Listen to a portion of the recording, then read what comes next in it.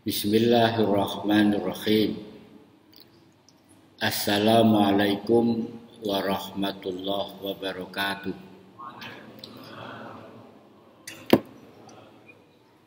Alhamdulillah summa alhamdulillah allazi khalaqal mauta wal hayata liyabluwakum ayyukum ahsanu amala. Asyhadu an la ilaha illallah wahdahu la syarikalah wa asyhadu anna Muhammadan abduhu wa rasuluh. Allahumma salli ala Muhammad wa ala alihi wa sahbihi wa sallim ajma'in, amma ba'du. Subhanaka la ilma lana illa ma 'allamtana innaka antal alimul hakim. Allahumma inna nas'alukal huda wat tuqa wal afafa wal ghina. Allahumma inna nas'aluka ilman nafi'a wa rizqan thayyiba wa amalan mutaqabbala. Para jamaah rahimakumullah, kita lanjutkan kajian kita, masih tema derasnya fitnah akhir zaman jilid 2. Jilid 1 kemarin kita bicara tentang gelombang fitnah itu adalah pertama munculnya gaya hidup hedonisme, serba dunia. Yang kedua, gelombang kemurtatan yang masif, banyak sekali kemurtatan. Yang ketiga, kondisi politik yang kotor. Malam ini kita bicara gelombang berikutnya, makanya kita kasih judul jilid 2. Ini banyak bicara tentang kondisi internal kita sebagai umat Islam yang harus lebih waspada, karena bisa jadi kitalah subjek dari fitnah itu.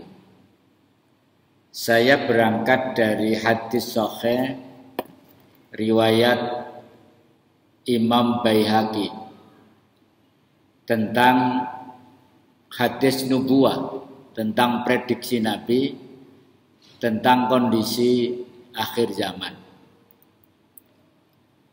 Hadis ini sumbernya dari Sayyidina Ali radhiyallahu an. Nabi bersabda, yusiku ayyatiya 'alan nasi zamanun. Hampir-hampir akan datang suatu zaman yang akan menimpa manusia. Jadi 14 yang lalu Nabi bicara hampir-hampir. Berarti kalau sudah 14 abad hari ini, mungkin hampir-hampir ini sudah bukan hampir-hampir lagi, tapi sudah terjadi. Yang pertama, Nabi mengatakan, la yabqa minal Islam illa ismuhu. Tidak tersisa dari Islam itu kecuali namanya saja. Islamnya tidak ada, hanya namanya. Yang kedua, wala yabqa minal Qur'an illa rasmuhu. Dan tidak tersisa dari Al-Qur'an itu kecuali tulisannya saja. Penjelasannya belakangan, saya bacakan dulu. Yang ketiga, masajituhum yauma idzin amiratun.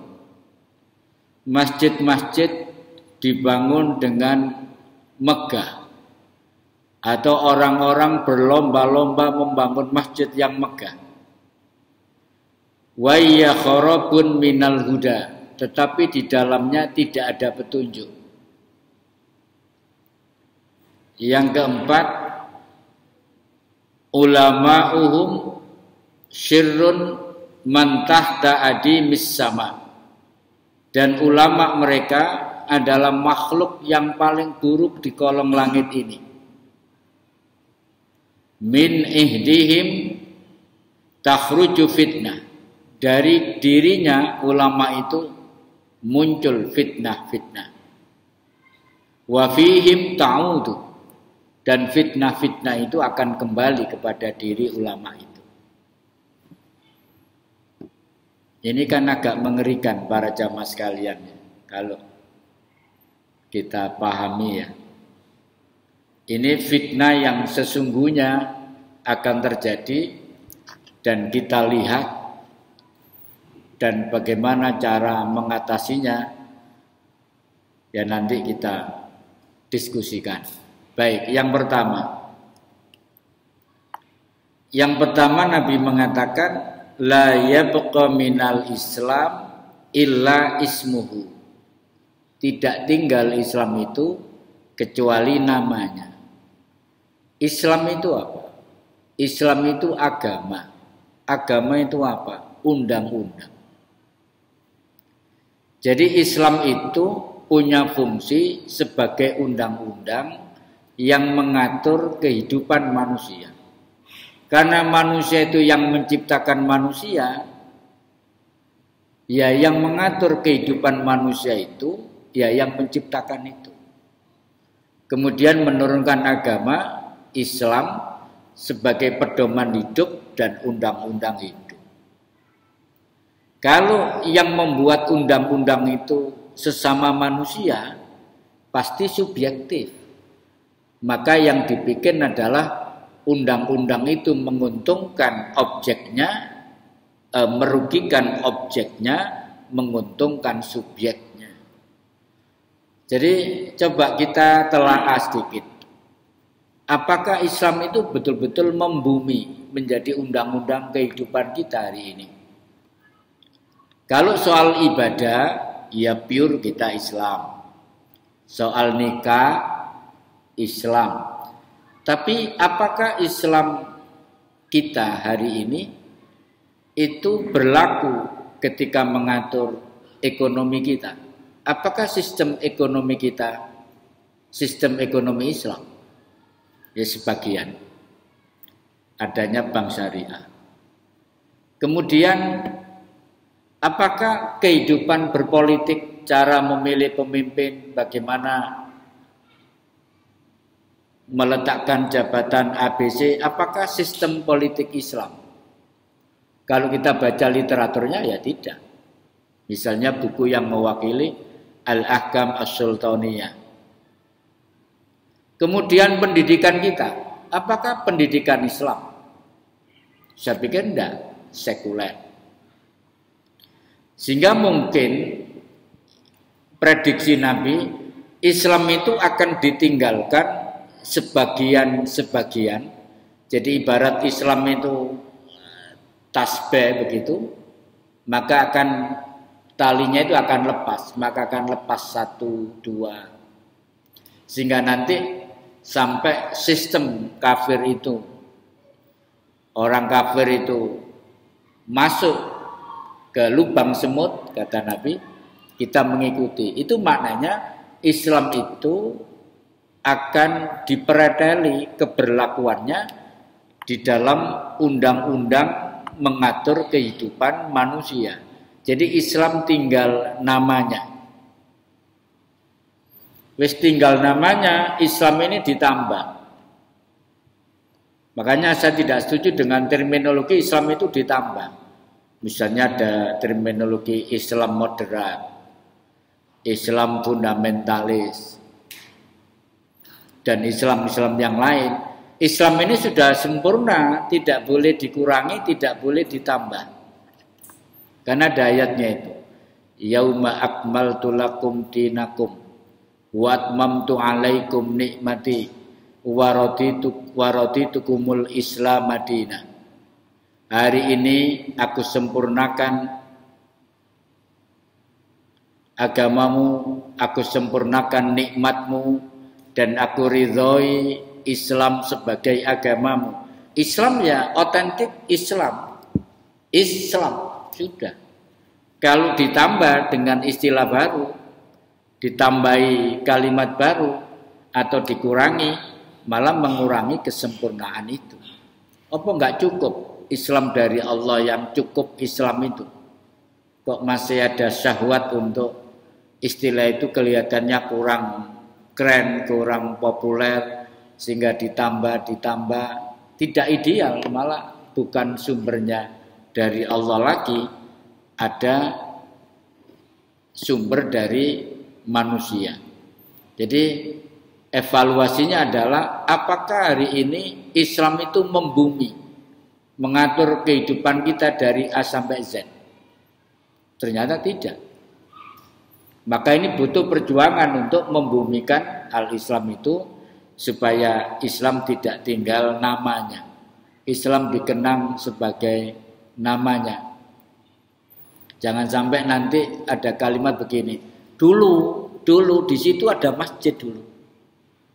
Ya dulu di situ itu. Sekarang sudah berubah. Nah, itu tinggal kenangan. Dulu itu mayoritas muslim di sana itu. Itu basis muslim dulu. Tapi sekarang enggak, dulu. Jangan sampai nanti anak cucu kita mengatakan dengan kalimat itu. Karena Islam tinggal namanya. Yang kedua, walam yabqa minal Qur'an illa rasmuhu, dan tidak tinggal dari Al-Qur'an itu kecuali tulisannya saja. Artinya Al-Qur'an itu tidak dipedomani. Apa sih fungsi Al-Qur'an itu? Al-Qur'an sendiri menjelaskan tentang dirinya. Yang pertama, dzalikal kitabu la raiba fihi hudan lil muttaqin. Al-Qur'an menjelaskan tentang dirinya. Bahwa Al-Quran itu tidak ada keraguan di dalamnya. Kebenarannya pasti, eksak. Hudan sebagai petunjuk. Al-Quran itu fungsinya petunjuk. Lil muttaqin, bagi orang-orang yang bertakwa. Ayat berikutnya, Al-Quran juga menjelaskan tentang dirinya, mengatakan Al-Quran ini hudal linnas wa bayyinatin minal huda wal furqan. Al-Quran itu petunjuk bagi manusia. Kemudian penerang atas petunjuk itu wal furqan, dan pembeda. Sehingga kalau disimpulkan, apa sikap ideal kita kepada Al-Quran supaya Al-Quran itu tidak tinggal tulisannya saja. Yang pertama, ya minimal ada 5 sikap kita kepada Al-Quran. Yang pertama, membacanya dengan tartil. Bisa membaca Al-Quran.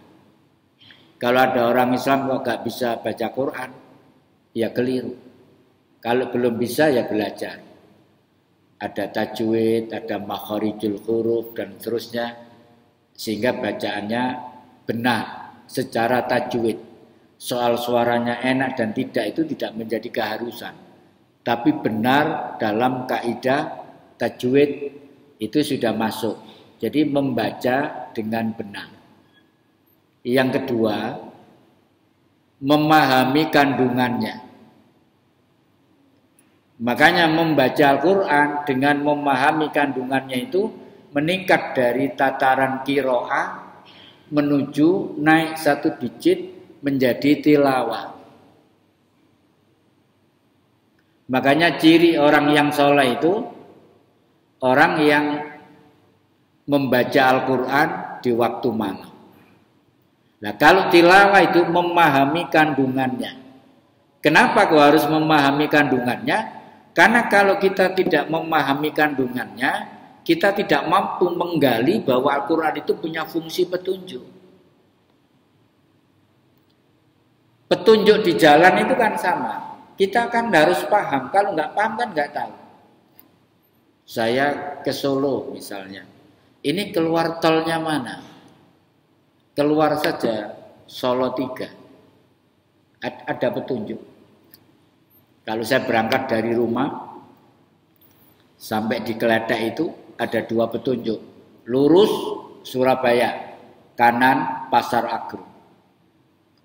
Kalau kita mengikuti petunjuk jalan di dunia ini yang warna hijau itu, pasti tidak tersesat kalau mengikuti.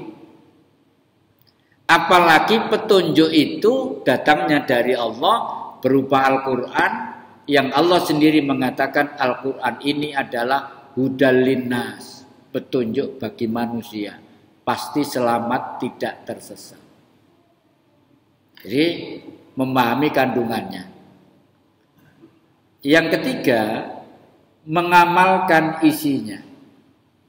Jadi Al-Quran itu nggak cukup dipahami, bahan diskusi, bahan karya ilmiah, diskusi tentang tafsir, tafsir modern, tafsir klasik. Sampai ada kitab itu judulnya At-Tafsir wal Mufassirun, tafsir dan pengarangnya.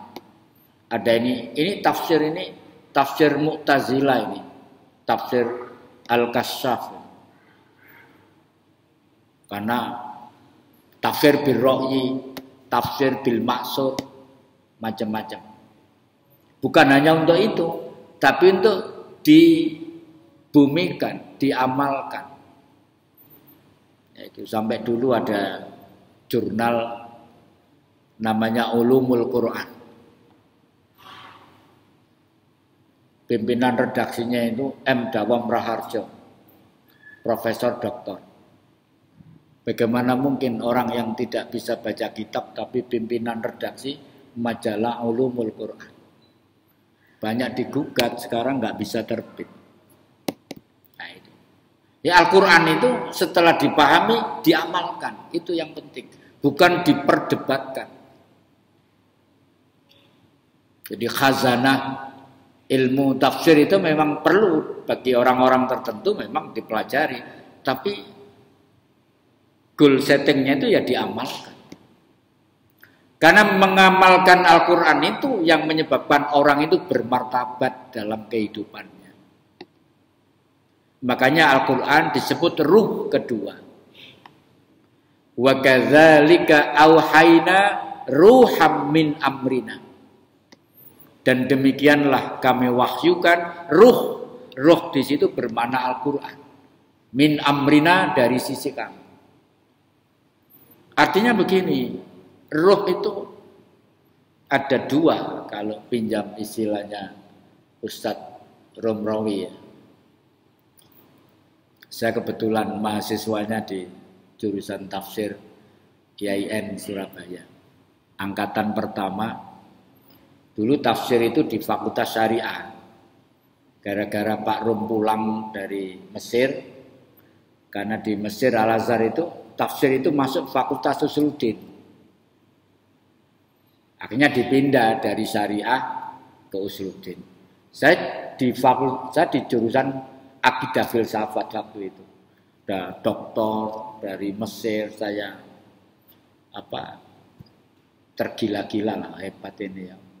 Doktor hanya ada 2 waktu itu di Indonesia, di Jakarta Pak Quraisy di Surabaya. Akhirnya saya pindah, sudah semester 4. Saya pindah jurusan tafsir. Ya agak telat, seandainya terus di akidah filsafat mungkin geliyeng-geliyeng nggak bisa bicara di sini ya. Karena banyak anak-anak filsafat itu yang geliyeng-geliyeng, pikirannya nggak karu-karuan. Jadi saya diselamatkan oleh Allah. Baik. Jadi Al-Quran itu menjadi ruh. Maksudnya begini. Ruh pertama itu ruh kehidupan. Kita bisa hidup itu kan ada ruhnya. Lah ruh kehidupan yang diberikan Allah kepada manusia dengan makhluk yang lain itu sama. Makanya kalau manusia ini hidup hanya mengandalkan ruh pertama, ruh kehidupan tadi, maka martabatnya juga sama dengan makhluk yang lain. Makanya Allah mengkritik di dalam Al-Quran itu, walaqad dzara'na li jahannama katsiran minal jinni wal insi. Dan Allah menyediakan neraka jahanam itu untuk sebagian besar bangsa jin dan manusia. Kenapa? Lahum qulubun la yafqahuna biha. Mereka punya pikiran tapi tidak dipakai untuk memikirkan ayat-ayat Allah. Walahum ayunun la yubsiruna biha. Mereka punya penglihatan tidak dipakai untuk melihat ayat-ayat Allah. Walahum adhanun, telinga dua. Mereka punya pendengaran, tapi tidak dipakai untuk mendengarkan ayat-ayat Allah. Ulaika kal an'am, mereka itu seperti binatang ternak. Balhum adhallu, bahkan lebih sesat. Bagaimana mungkin manusia dianggap lebih sesat daripada binatang ternak? Iya. Kenapa? Ya kalau binatang ternak itu tidak berquran masuk akal, karena tidak diberikan pikiran. Nah sementara kita diberikan pikiran kok tidak berquran, berarti kan lebih rendah daripada binatang ternak.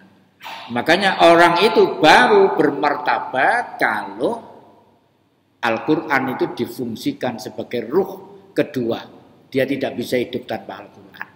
Wa kadzalika auhayna ruham min amrina tadi.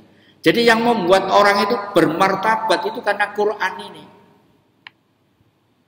Sehingga dulu orang-orang di padang pasir, jazirah Arab yang imperialis Romawi Persia tidak tertarik dengan jazirah Arab itu. Pertama jahiliyah, bodoh. Yang kedua tandus, tidak ada sumber daya alam apapun, hanya terik matahari. Semua para imperialis superpower Persia dan Romawi nggak tertarik.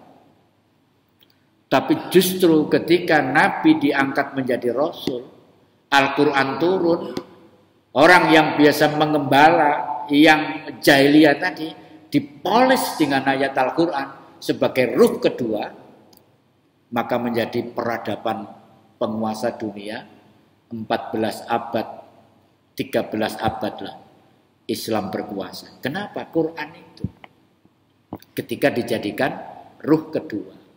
Makanya kalau Al-Quran ini dibiarkan, orang tidak cinta kepada Al-Quran, ya yang disebut oleh Nabi, Al-Quran tinggal tulisannya tok, tidak dikaji.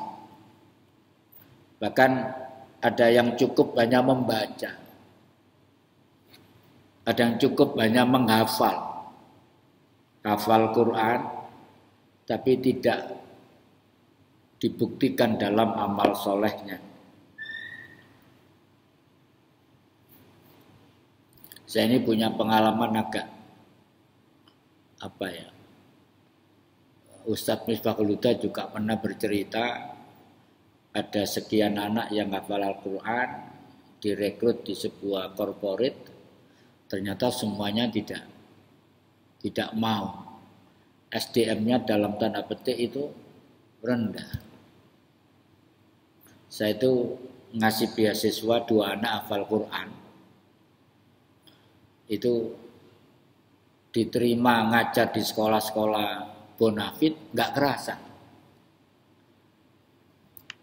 Kalau mboten kerasan Pak Qadiron, lah terus aktivitasmu apa? Dianya pergi khataman ke satu tempat ke tempat lain. Khataman sana dapat sangu, khataman sana dapat sangu. Saya agak kecewa, gak ngono tujuannya hafal Quran itu bro. Ya mestinya antum ini yang ceramah seperti saya kemana-mana, kan antum punya basic hafal Quran. Saya yang tidak punya basic hafal Quran. Harapan saya itu seperti itu, ternyata enggak. Ini kurang menurut saya. Jadi menjadikan Al-Quran sebagai ruh kedua itu yang membuat masyarakat itu melejit, berwibawa, punya kemampuan, bisa menang itu karena Quran itu. Kalau enggak ya itu tinggal tulisannya itu tadi. Coba cocok tulisannya, walaupun itu dapat pahala 1 huruf 10 derajat. Tapi tidak cukup itu. Nah, kemudian yang keempat, setelah Al-Quran itu diamalkan oleh umat-umat Al-Quran kita ini, maka yang keempat, Al-Quran itu diajarkan kepada orang lain. Ini memang bagi orang yang punya kemampuan. Makanya Nabi mengatakan, khairukum man ta'allamal Qur'an wa 'allamahu. Yang terbaik di antara kamu adalah orang yang belajar Al-Quran kemudian mengajarkan kepada orang lain. Jadi saya itu melihat para jamaah sekalian, orang-orang yang berkhidmat kepada Al-Quran itu pasti bermartabat hidup. Makanya anak saya ini baru lulus diterima di IAIN, pengen ikutan saya juga jurusan tafsir, belajar dulu, masuk dulu Umi Foundation, belajar dari nol, nggak ada artinya jurusan tafsir nanti kalau bacaannya tidak benar. Saya suruh. Nah ini, yang kelima, Al-Quran itu dibela kalau ada yang menistakan. Jangan diam. Seperti kasus dulu ketika umat Islam gerakannya simultan ketika Al-Quran dihina sampai melahirkan pemimpin terbaik di DKI.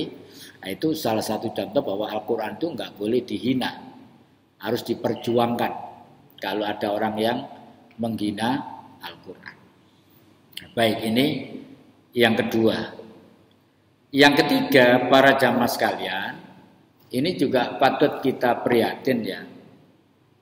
Masajiduhum yauma idzin amiratun.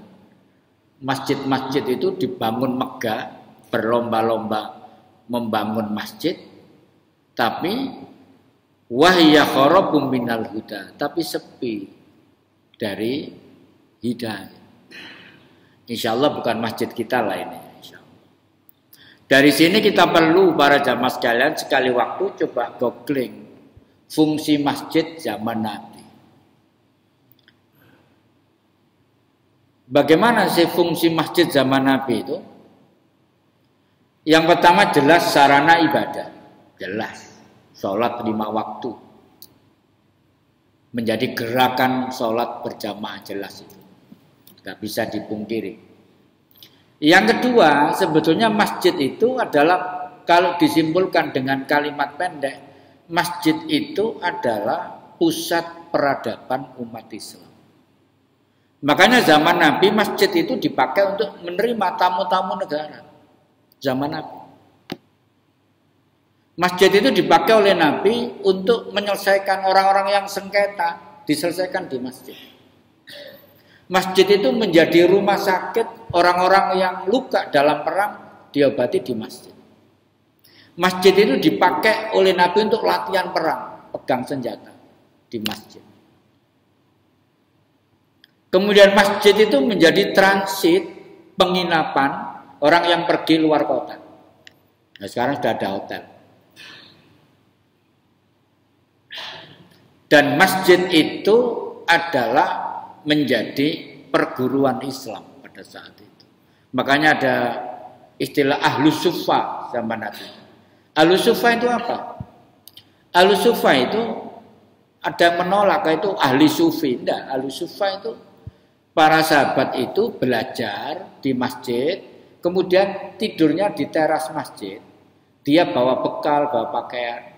Mereka yang tidak bawa bekal untuk hidup selama menuntut ilmu, itu baitul mal masjid yang mensubsidi. Itu sejak zaman Nabi sudah ada. Apa bentuknya? Menghafal Quran, menghafal hadis. Sehingga Nabi itu kalau ceramah itu ada 2 waktu yang paling populer. Kalau ba'da subuh itu di mimbar, waktunya singkat. Tapi kalau sudah memilih sahabat yang dikader, makanya masjid ini pada zaman Nabi kalau dikasih judul itu menjadi mesin kaderisasi umat.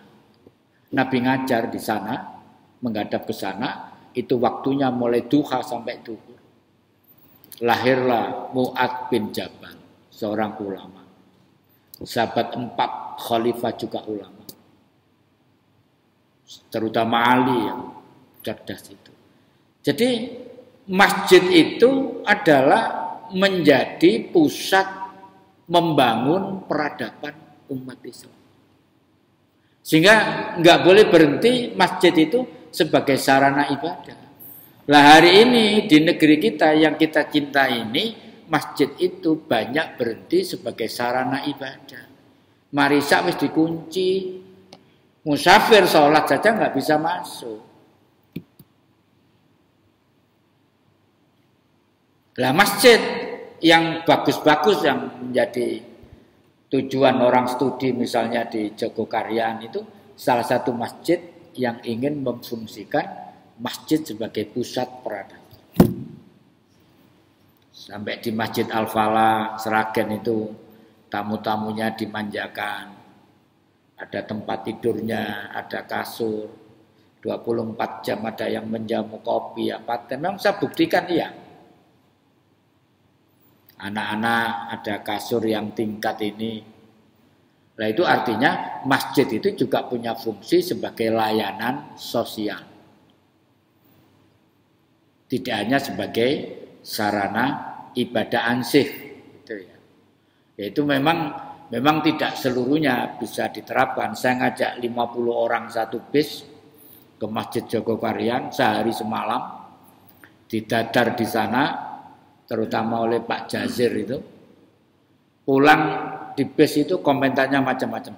Gak iso Pak Qodiron masjid diterapkan di kita itu gak iso, sulit. Sok pesimisnya ini rek dorong-dorong, kene ngejak soro-soro lemes kabeh. Ya dicoba Pak, mana yang bisa diterapkan, mana yang nggak bisa nggak apa-apa. Apa yang bisa kita tiru dari Masjid Jogokaryaan. Nah itu. Ya sulit lah kalau modelnya begitu. Oh, saldo nol itu gimana itu? Iya nih sana orang masjid kita saldo nol ya siapa sing nol? Macam-macam orang. Nah itu memang sesuai dengan kondisi masjid masing-masing. Intinya bagaimana fungsi masjid itu ideal. Tidak berhenti hanya untuk sarana ibadah. Supaya tidak kena hadis ini. Kemudian yang menarik, ini saya ingin yang terakhir ini, bagi saya menarik ini. Jadi yang keempat itu Nabi mengatakan, ulama pada waktu itu adalah makhluk yang paling buruk di kolong langit ini. Ulama menjadi sumber fitnah. Bayangkan, apakah mengerikan ini? Dan fitnah itu akan kembali ke ulama itu, kata Nabi. Yang dimaksud ini adalah ulama itu kan sebetulnya kan ada definisi yang eksplisit. Al ulama warasatul anbiya. Ulama itu pewaris para nabi. Makanya saya mengutip tulisannya Syekh Utsaimin ya. Ulama abad ini, dia membagi ulama itu ada 3. Satu, ulama millah. Yang kedua, ulama ummah. Yang ketiga, ulama daulah atau siasa. Kalau ulama millah itu kan apa? Millata Ibrahim Hanifah. Millah itu ya agama maknanya. Ulama millah itu adalah ulama yang on the track pada al-ulama warasatul anbiya. Jadi ulama yang tugasnya ya dakwah sebagai kepanjangan tangan Nabi. Ulama itu ya dakwah. Menyampaikan risalah sebagai pewaris para nabi. Ini ulama millah namanya. Pikirannya ya dakwah, pikirannya membangun umat. Maka dia gelisah kalau umat ini rusak moralitasnya. Itu ulama. Ketika populasi menurun umatnya, dia paling gelisah. Ketika mulai anak bangsa, pelajar-pelajar sudah mulai berani pada guru, banyak yang durhaka kepada orang tuanya, dekadensi moral. Sampai ada sinetron yang viral di media sosial itu, bagaimana sinetron ini bisa lolos di layar Indosiar. Kisahnya itu begini, ada tulisan saya lupa, jasa membuat anak keliling, kira-kira begitu. Jadi kalau pijet keliling, ini sinetron. Kemudian ada yang memanggil, anak jilbaban yang manggil. Saya ingin punya anak, maka pakai jasa ini. Maka hamillah anak yang jilbaban itu. Kemudian berapa ongkosnya? Seikhlasnya. Saya doakan mudah-mudahan Allah seperti itu viral di TikTok. Lah ulama itu melihat ini gelisah. Ulama itu bukan diam. Itu ulama millah. Yang kedua, ulama ummah. Ini turun jelek. Ulama yang pertimbangannya itu masyarakat, publik. Dia ceramah, dia menyampaikan itu melihat senengannya apa ya? Masjid Baitul Haq ini. Nek senengannya guyon, dikai guyon, pokoknya dodolan. Tidak punya kemandirian. Tidak punya cita-cita, kalau saya ngomong begini side efeknya apa? Jadi seperti orang jualan. Publik pengen asin, ya dikai asin. Publik pengen manis, dikai manis. Publik pengen anyep, dikai anyep. Ini ulama ummah. Ulama yang dalam tanda petik tidak baik. Pokoknya apa jari konsumen. Nah, ini kan dagangan kalau begini kan. Nah, yang terakhir lagi, yang nomor 3, ulama daulah atau ulama siasa. Ini seorang ulama yang merapat pada rezim, melegitimasi kekuasaan, mendukung walaupun dia melakukan kebatilan, karena pinginnya dia mendapatkan harta dan kedudukan. Imam Syafi'i jelas mengatakan, ulama su' itu adalah ulama yang datang pada penguasa. Ini tidak sekedar datang melegitimasi. Nah ini ulama daulah. Saya nggak kenal daulah, mudah-mudahan nggak masuk. Pak Jokowi saya juga nggak kenal. Bupati Sidoarjo nggak kenal. Ya, ulama-ulama seperti ini yang menimbulkan fitnah. Nauzubillah min dzalik. Kemudian para jamaah sekalian rahimakumullah. Lah, saya kalau memberi contoh di sekitar kita, takutnya ini subjektif dan suudzon.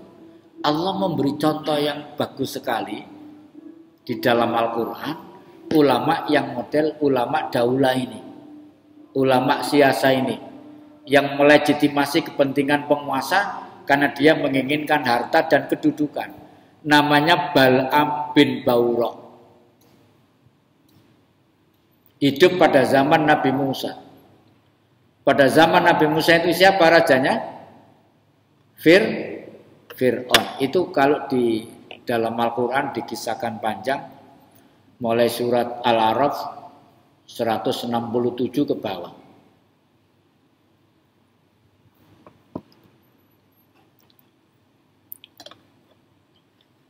Jadi Bal'am itu ulama yang doanya mustajabah.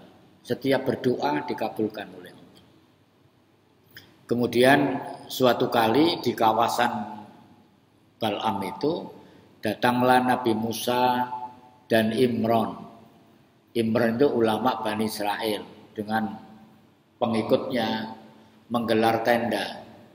Lah publik ketakutan. Jangan-jangan Musa dan Imran nanti mengusir kita. Maka rame-rame mendatangi Bal'am. Mengatakan bahwa tolong didoakan kebinasaan Musa dan Imran dan pengikutnya. Dia membantah bagaimana mungkin seorang nabi didoakan celaka. Nabi itu dikelilingi malaikat, dijaga oleh malaikat. Enggak mungkin aku mengatakan ini. Jadi ini gagal membujuk Bal'am karena imannya 24 karat. Tapi dia tahu kelemahan laki-laki itu, maka dia membidik istrinya. Ini loh Pak, wanita jadi sumber fitnah itu sejak zaman dulu ternyata. Maka dia iming-iming dia yang cukup besar kepada istrinya. Lah istrinya tergiur oleh janji-janji harta yang melimpah itu. Kemudian istrinya itik-itik Bal'am. Wah, wong lanang itu menjadi pengapesan dong wedo, Pak. Masih ustad yang ngono kira-kira. Kena ibunya arek-arek ya wis pelat. Nah ini juga begitu, ulama yang suci, yang doanya mustajabah, tebal Pak kena bojone. Akhirnya mengiyakan. Jadi diambil itu harta yang banyak itu untuk menyenangkan istrinya. Maka dia berangkat Pak, naik kuda ke atas bukit karena Musa di lembah sama Harun sama pengikutnya. Ternyata kuda ini nggak mau berangkat, Pak. Ndeprok. Maka dipukul kuda itu sampai dia bangkit. Kalau dalam kisah Ba'da Isa itu, kisah untuk anak-anak yang saya baca itu, wallahu alam kalau ini, kuda ini akhirnya bisa ngomong. Ya Bal'am, apakah kamu tidak takut melawan Nabi Musa? Lihat di depan kita, ada para malaikat yang menghalangi kita. Aku nggak mungkin melanjutkan perjalanan ini. Dipukul lagi. Maka dia berjalan dengan terseok-seok. Kudanya ini takut pada malaikat yang mencegat di depannya. Akhirnya dia berdoa. Bal'am ini berdoa demi harta yang dipegang istrinya ini. Berdoa, ya Allah binasakan, kan mestinya binasakan Musa, Imran dan pengikutnya. Terbalik, beri kemenangan Musa. Lagi ya apa sih? Kongon dungo, kewalik semua 3 kali terbalik doanya. Itu kekuasaan Allah. Singkat cerita, akhirnya gagal. Doanya ini gagal. Maka dia kemudian ambil inisiatif yang sangat menjijikkan.